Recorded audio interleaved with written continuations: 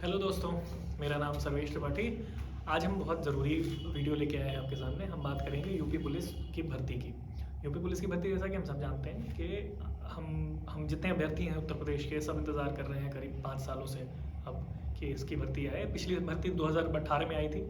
अभी संभावित है कि कभी भी जब आज बात कर रहे हैं तो हो सकता है आज भी नोटिफिकेशन की तैयारी चल रही हो, तो इस महीने के बीच में कभी भी नोटिफिकेशन आ सकता है।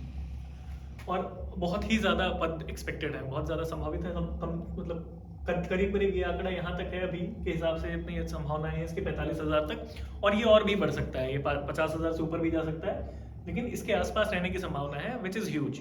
इतनी बड़ी भर्ती, अगर आप ये मौका आप नहीं छोड़ना चाहते, ये मौका ऐसा है जिसमें कि इतने सारे पद एक साथ आएंगे और बहुत आसान सा एग्ज़ाम होता है, बहुत मुश्किल एग्ज़ाम नहीं है। अगर आप जग जाएं अभी से और अभी से तैयारी कर लें, नोटिफिकेशन का इंतजार ना कर रहे हो, सो ना रहे हो इस इंतजार में कि नोटिफिकेशन आएगा तभी तैयारी करेंगे, या फिर कोई आएगा उत्तर प्रदेश सरकार से कहेगा उठो तैयारी करो तब भर्ती करेंगे, तो ये कोई नहीं होगा। नोटिफिकेशन आएगा, कई प्रदेश के कोने कोने में बच्चे लगातार तैयारी कर रहे हैं, कई सालों से तैयारी कर रहे हैं, दौड़ रहे हैं, लिख रहे हैं, पढ़ रहे हैं, उनसे कॉम्पिटिशन है आपका। तो ये वैसे देखने पे ये बहुत सारी सीटें लगती हैं, लेकिन अगर आप ये ध्यान दें कि भारत में बेरोजगारी कितनी है, कितने लोग तैयारी कर रहे हैं, तो ये सीट बहुत ज़्यादा सीटें नहीं हैं। जगे हुए लोगों के लिए बहुत ज़्यादा है, सोए हुए लोगों के लिए एक सीट भी कम पड़ जाती है, क्योंकि आपको हमेशा एक सीट ही चाहिए होती है सिलेक्शन के लिए, है ना। एक सीट से ज़्यादा तो चाहिए नहीं होता। ऐसा तो है नहीं कि आप एग्ज़ाम देते हैं इस भरोसे कि आप चाचा के लिए, बुआ के लिए सबकी सीटें लेके आएंगे। आप अपने लिए एग्ज़ाम देते हैं और वो एक ही सीट चाहिए होती है आपको। तो हम इस परीक्षा की बात करते हैं, यूपी पुलिस भर्ती परीक्षा 2023। कुल पद संभावित 45,000 के करीब। पद बढ़ भी सकते हैं। कौन कौन से पद हैं इसमें? सिविल यानी एग्जीक्यूटिव जो होते हैं वो, पीएसी जो आपकी आर्म कांस्टेबलरी होती है वो, फायरमैन जो आपके फायर अग्नि विभाग में जाते हैं वो भी इसी से भर्ती होंगे। वेतन, हम बात करें योग्यता की बात करते हैं इसमें, तो 12th पास होता है, 12th पास जो भी है वो योग्य है इसके लिए। और उम्र 18 से 22 मेल के लिए, 18 से 25 फीमेल के लिए। ओबीसी में, अदर बैकवर्ड कास्ट में आपका 5 वर्ष का रिलैक्सेशन है, एससी एसटी में रिलैक्सेशन 5 वर्ष का और है ना। वेतन हम बात करें तो तकरीबन ये है फिगर, जो कि अलाउंसेस के साथ और बहुत सारे भत्तों के साथ और बढ़ जाता है, काफ़ी होता है एक इंसान के जीवन के लिए, है ना। बहुत सरकार हमेशा जितना काम उससे ज़्यादा पैसा देती है, तो अभी से ये भी अगर आपको मोटिवेट करता है तो तैयारी शुरू कर दीजिए ठीक से।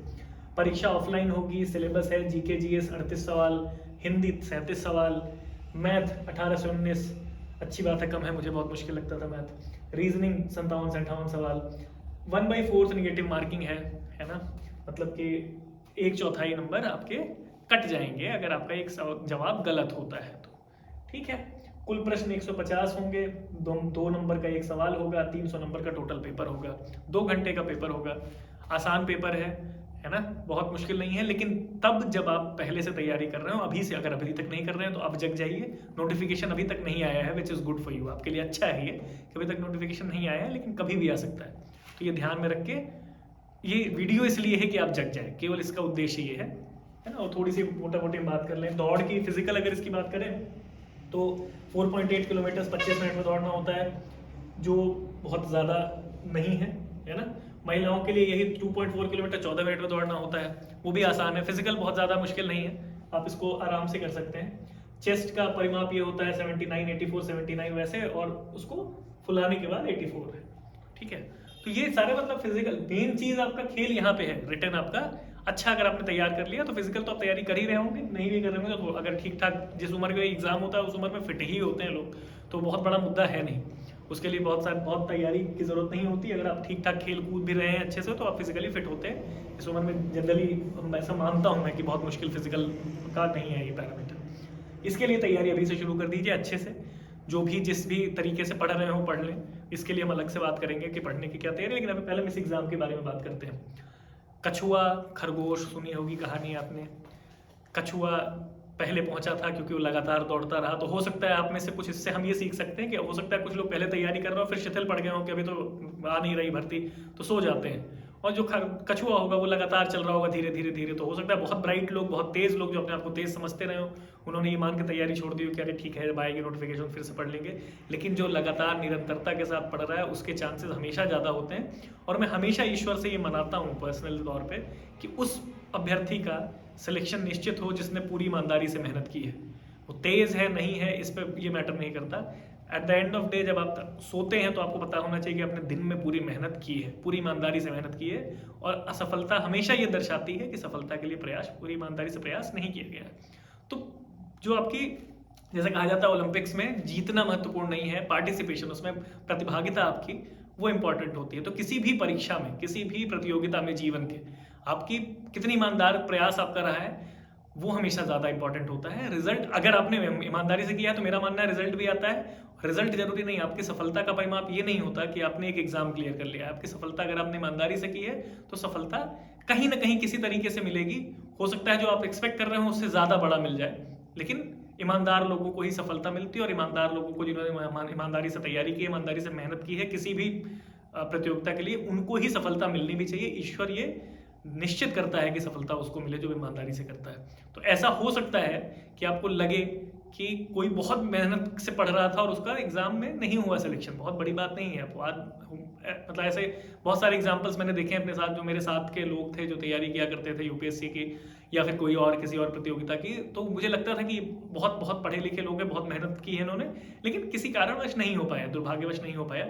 लेकिन आप ऐसा कभी नहीं देखेंगे कि जो लायक ना हो, जो काबिल ना हो, उसका सिलेक्शन हो जाए।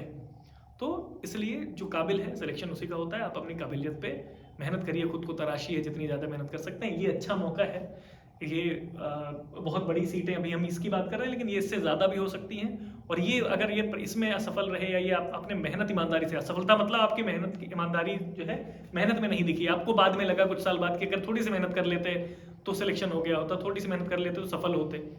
तो जिस उम्र में जब आपके पास ऑप्शन नहीं होते फिर से उसको सही करने की, आपकी गलतियों को, उस समय फिर बहुत टीस उभरती है कि उस समय ये कर लेते तो थोड़ी सी और मेहनत कर लेते।